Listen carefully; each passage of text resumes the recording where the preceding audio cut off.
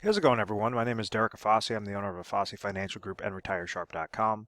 Today's topic I want to discuss with you, what is the difference between a pension plan and a 401k qualified retirement plan? And I'm going to go over the pros and cons, some of the problems that individuals have when they're trying to decide or they're trying to decipher the difference between a pension and 401k, and then how to essentially maximize out your pension benefit, or if you're offered a 401k plan, how you can maximize that benefit as well and have a type of pension aspect more on a private side. So you could basically leverage a 401k, put a portion of it into an annuity, provides you a lifetime income stream that works very similar to how a pension works. So the first thing that I want you guys to really understand is a pension plan is something known as a defined benefit plan, and a 401k plan is known as a defined contribution plan. So retirement used to be very simple, and I give this example in a lot of my other videos, and I say that my grandfather used to work for the city of New York. He was an elevator mechanic for the city of New York. As I clear up the screen, he was offered a pension plan. So he started working for the city when he was 25 years old, and what that employer told him, or the entity said, hey, if you work for us, after 30 years, you could retire, you could stop working, and we're going to provide you a lifetime income stream, which is like a retirement paycheck similar to Social Security that would last for the rest of his life. So all he had to do was stay consistent, work his tail off for that entity, and they were going to provide him that specific defined benefit. They were going to provide him an actual benefit that was defined. Don't try to overcomplicate the words on this. A defined benefit is something that's going to be the employer's defining exactly how much income or how much of a retirement income that individual is going to be receiving. So when he worked for 30 years, he was 55 years old and was able to retire.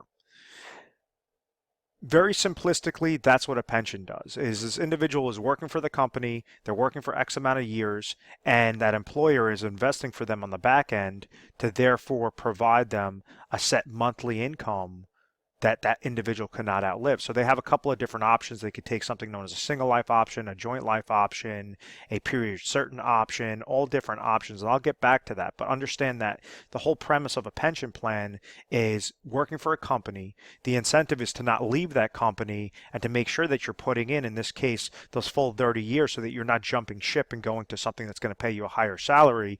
You're staying put and you're saying, okay, all I have is a couple of years left. All I have is 10 years, 20 years, 30 years left to basically relax and understand that my employer is going to be taking care of me with that set income stream. So I want you to think of this pension plan when we're looking at it as an income source for retirement, is that's just another guaranteed income source. So you have Social Security income is a type of income source that's going to be coming to that individual when they're a minimum age 62, full retirement age possibly 67. Pension streams are very powerful with that as well, is because now you have that secondary income source.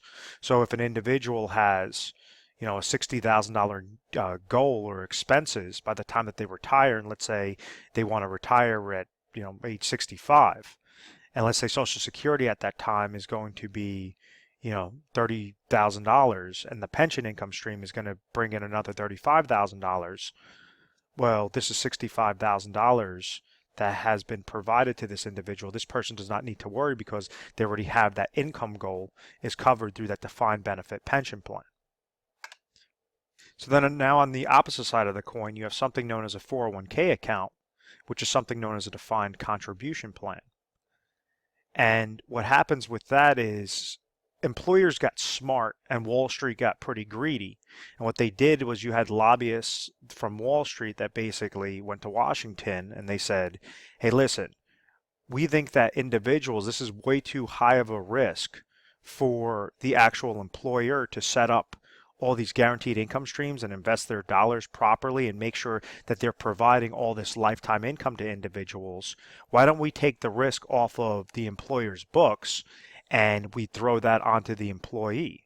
So instead of a defined benefit where they're receiving a benefit and they don't have to worry about investing their dollars on the back end, these 401k plans were implemented, known as a defined contribution. So what's essentially happening is, rather than the employer taking a portion of that individual salary and investing it for them, what they're saying is, hey, you know what, you're a smart guy, you might be a blue collar worker, but we're gonna just throw you to the wolves and have you try to, pick your own options, pick your own stock options, and now you're going to try to be a financial advisor as well. And we're going to set up a whole plethora of options for you. Kind of think of it as a type of retirement bucket. And depending upon how large or small this bucket is at the end of the day, at the end of the year for retirement, it's all on you. So we're going to define that you could make a contribution into a qualified retirement account. So, and I like to think of terms, I like to break down retirement accounts or certain sub accounts in the forms of buckets. So what I mean by that is, like with a 401k, let's say as an example with my grandfather, if he was working as an elevator mechanic for a private company, well, then maybe he would have been offered a 401k plan. And what this says is, let's say if he was getting paid $100,000 as a salary, that employer says, okay, well, we're not going to give you a pension plan, but we might provide you something known as a match. So let's say that he decides to put in 5% of his salary into this 401k related bucket, and the employer is going to match him, I don't know, we'll call it 3%. This says that his contribution would be $5,000. The employer match would be another $3,000. So now we have $8,000 that went into that contribution for that year. What determines how large or small this bucket is at the end of the day, at the end of the year, is not so much how much they're placing in there. Yes, that definitely has an impact, but it's also the percentage rate that comes back that are tied to the different mutual funds, stocks, bonds, ETF options that are available with 401k plans.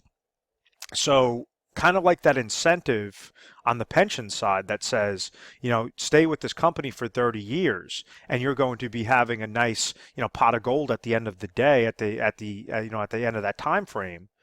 What the match does is, this is the other incentive. So this is saying, okay, we're going to take a lot less risk. We don't have to now be in the business to invest this on the back end for you guys and provide, lifetime income if somebody lives into their 80s, 90s, hundreds, and now we have to deal with that problem.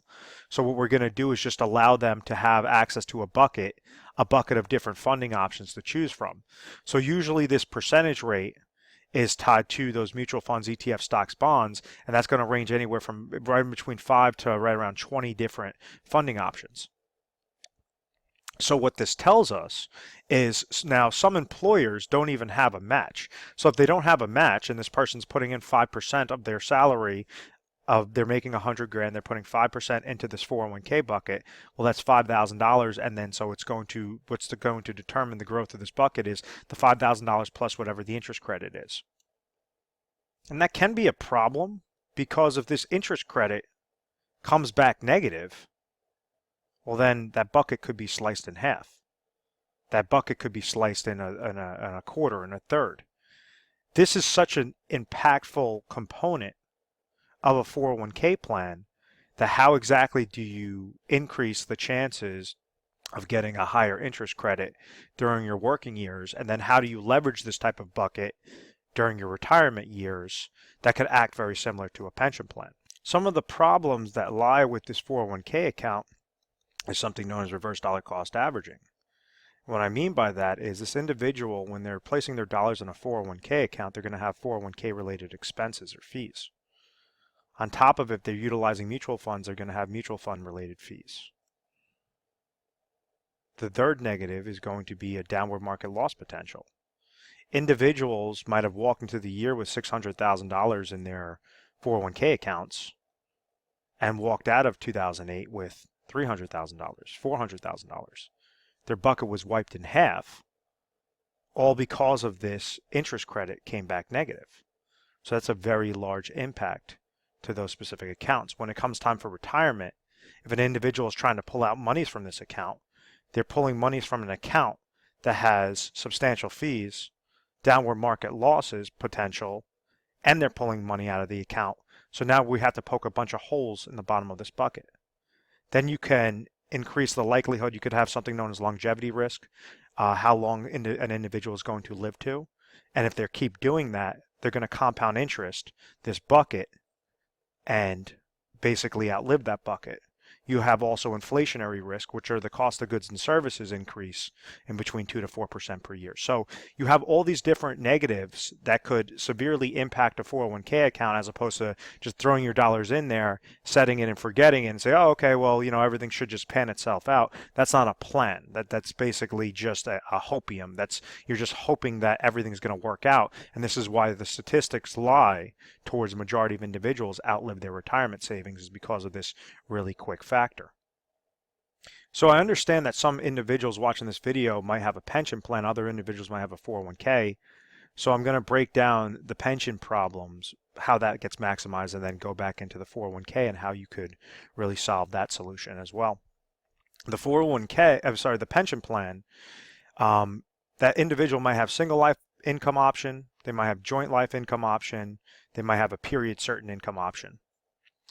So in my grandfather's case, he was 25 years old, worked for 30 years. At age 55, they said, yes, you can retire and you could start siphoning out monies for your pension. Well, he was walking out the door and he already filled out the form for the single life option. And what this said was he was going to be covered because this had a larger benefit. Let's say that this was $50,000 of a benefit. The joint life income was a $30,000 benefit. And the period certain, what they do is they'll say, okay, it's set up, it's like guaranteed for 20 years, and then they'll break it down that way. Usually individuals do not utilize that period certain option, so I'm just going to talk about the two most common. And what happened was he was walking out the door. He already filled out the single life option, and my grandmother stopped him. She said, what are you doing? What do you have in your hand? And they discussed, and he's like, oh, well, we could get that much more money if we had the single life option. So they get into a huge fight, and it worked out beneficial for her because he ended up switching that to the joint life option. He ended up passing away at age 69, which was really good that she had him switch, and she ended up passing away in her late 80s. So that little fight completely saved her retirement confidence, or her worry in retirement was not there because there was a set income stream. She was able to receive Social Security income, she was able to receive the pension income, and then they had other assets as well that she was able to live off of in case of emergency. One of the really quick things that, obviously if I would have been alive during that time frame and I would have been a financial advisor during that time frame, I would have explained to my grandfather, I would have said, hey, listen, guys, you guys don't need to fight. You could have taken the single life only option, and you could have also purchased a life insurance policy with a tax-free lump sum death benefit. And what I mean by that is if we understand that this gap is $50,000 to $30,000, and the single life option ends after that individual passes away, the joint life option ends after the second spouse passes away, but there's a $20,000 gap there. So what he could have done was purchase a $10,000, something known as it's a specifically designed permanent life insurance policy that does not have cash value involved. It's known as a GUL. And in this scenario, let's just hypothetically, he could have received another $600,000 of a death benefit that could have been left to her. So what this tells us is that he would have been able to receive $50,000, $10,000 would have gotten paid to pay for that life insurance policy. They were able to still net plus $40,000 in that example, receive those monies, God forbid when he passed away, well, now she has $600,000 of a tax-free death benefit that goes directly to her at that point of death. So now she could now leverage that $600,000 a whole different slew of ways and set up her own personal pension plan on a private side. So they would have been able to net out a lot better rather than just going specifically with the joint life option. A lot of individuals make that mistake and they say, oh, well, obviously, I want to make sure both of us are covered. Well, if this person's insurable on the single life option that it's available for, they might want to look into purchasing a GUL policy, and that's something that we help you guys out, help you figure out which are the best carriers, how exactly that process works to make sure that you're able to squeeze out the most amount of leverage possible and get thousands of more dollars in retirement that you might not have thought you were available for, while making sure both you and your spouse are covered. So that very slight tweak could solve that pension problem and really give it a perfect pension solution. Now the 401k works a little bit different because this is a bucket and this is essentially a risky bucket. if this percentage rate comes back crappy, if there's a lot of fees that are associated with this bucket and we're poking a bunch of holes in the bottom of this bucket is not going to work. It's not going to work for retirement planning. So rather than have a guess, you want to plan that out properly. If you have your 401k plan, first off, how are you picking those plans? What exactly was your strategy? What system did you use to select your investments in that 401k? So you could make sure that that's very effective, very efficient. And then right when you could hit an attained age like 59 and a half and still be working for that employer. Or if you're gearing up for retirement, you could really leverage this 401k to make sure that you have pure confidence in retirement, making sure that you're triggering the three factors that I always like to see, or that I mention, will give an individual currently in retirement or preparing for retirement peace of mind. And that's income, that's emergency funds, and then that's inflationary protection. So what I mean by that is, let's have a very quick example. Let's say that an individual is currently age 60 and they understand that they want to retire at age 65. This same individual might have, we'll call it $600,000 in their 401k related plan, currently at age 60, and they're still making contributions. So usually at age 60, it's an attained age, they could do something known as an in-service withdrawal. And they do an in-service rollover into specifically designed IRA contracts. Rather than take the money out, take this full $600,000 out and throw it into their checking account, they're going to be fully taxed on those monies. What they do is they do a rollover, so it's from a qualified retirement account into a qualified retirement account, from a qualified to a qualified, so they're not paying taxes on it, still growing tax deferred. But now they're segmenting out these IRAs, these individual retirement accounts, into better buckets. So let's say at age 65, or to take a step back, their expenses at age 65 are going to be roughly about $60,000. And let's say that this individual is receiving at age 65 a Social Security as one of their lifetime income streams. So Social Security, let's say that this individual is receiving $35,000 from Social Security, and they're not receiving any pension income. They never worked for an entity that allowed them to receive a pension. And now they have this gap there of what? $25,000. So we have to solve for that gap. If we have access to that 401k, how can we solve for that gap to make sure that they're triggering exactly at age 65, 25 grand, and then that 25,000 is stepping up for inflationary needs? So maybe out of the $600,000, to produce that 25 grand, maybe it's going to cost $300,000. And this is just a hypothetical example. But $300,000 could go into a specifically designed IRA annuity contract, a hybrid annuity contract, so that you're not losing control, but you're still able to receive a lifetime income stream. God forbid something happens to you, whatever's remaining in your account value will go to your beneficiaries. But what this tells us is we have that peace of mind that at exactly age 65, $25,000 is going to be triggered from that $300,000 IRA annuity account. The secondary aspect, so that will at least solve that income goal from the day that they retire and give them the peace of mind that they don't have to rely on the stock market, and they could be receiving that lifetime income stream over there from the IRA annuity, receive the lifetime income stream from the Social Security income. The secondary aspect is emergency funds. God forbid if there's some sort of healthcare related expense, or tree comes, falls through your house, different things, oh my gosh type moments. You want to make sure that you have ample amount of emergency funds. Something that rule of thumb is right in between 6 to 12 months of expenses, of your annual expenses, you want to see in liquid cash. So maybe we'll take $50,000 out of that 600 and throw that into an IRA money market account. So something that's not susceptible to downward market losses, something that you're not really looking to have a gain on. It's just something very safe and consistent that you could pull from in case you ever came into that emergency component. So that says $350,000 has now been taken out of that 401k and set up into two separate IRA accounts. And now this third aspect is for inflationary protection. And the inflationary protection, you could do it a couple of different ways. Sometimes individuals utilize something known as a laddering strategy off of annuities that will provide you a couple thousand, because understand, if you have $60,000 of expenses up there, maybe $40,000 are fixed expenses that will never change, but $20,000 can be inflationary expenses that will increase with the cost of goods and services. So yes, at age 65, we're covering that need with that $25,000 income, But we might want to have these micro step ups every few years to make sure that we're combating that inflation and we're making sure that that income is stepping up, stepping up, stepping up. So you could set that up through an annuity laddering strategy and set up a couple of IRA annuity contracts, or you could do some IRA annuity contracts and also just a regular tactical money management strategy that says 250,000. We have 5 years to grow that sucker.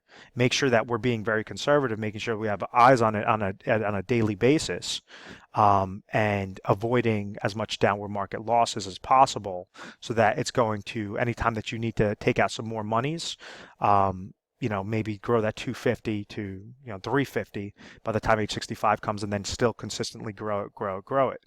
So what this does is it takes a regular plan. Let me clear out the screen. It takes a $600,000 guess and it turns it into a specific puzzle. Like lining up pieces in a puzzle to make sure that you're segmenting those lanes properly. So rather than just say, okay, I'm going to use my 401k monies, I'll just roll it over into an IRA account that's still tied to the market. Saying no, why would you do that if you're able to leverage it properly and have that peace of mind of income sources? Your income is covered, your emergency funds are covered, and then your inflationary protection is covered as well. And you have a bunch of liquid cash. You have those, those income sources that are going to last you for yours and your spouse's life, and you have that pure confidence, that pure peace of mind. So you could go and go golfing every day, you could work out, you could go fishing every day. You have those funds available for you because you segmented those dollars at the correct time and you're prepared for your future properly. So if you kind of get that, if you understand that concept, what we did was we took the 401k and we leveraged an IRA annuity contract to act as a type of defined benefit plan, but it's more on the private side. So it's through insurance companies. As opposed to, obviously unfortunately, individuals are not offered pension plans. About 80-90% of individuals are not offered pension plans currently because it's just too large of a risk from the employer's books to maintain those pension plans, and that's why they want to throw that risk onto the actual employee rather than take on the risks themselves. So I hope you learned some things here on this video, and at any point in time you're interested to really maximize out, if you have a pension plan, or maximize out the 401k, give us a call. We're available 24 hours a day, 7 days a week, 1-800-566-1002. We try to educate you guys first and foremost. So when calling into our office, you'll talk to an assistant, you'll tell them which video you saw online or which radio show you listened to or however you found us.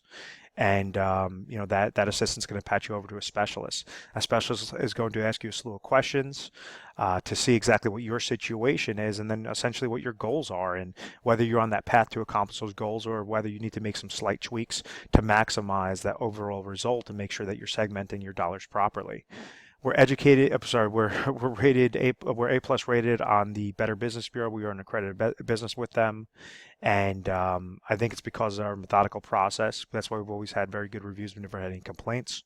I want to thank you very much for watching this video. Please feel free to subscribe to our YouTube channel, Retire Sharp, so you can have access to the most updated videos. Thanks so much, guys.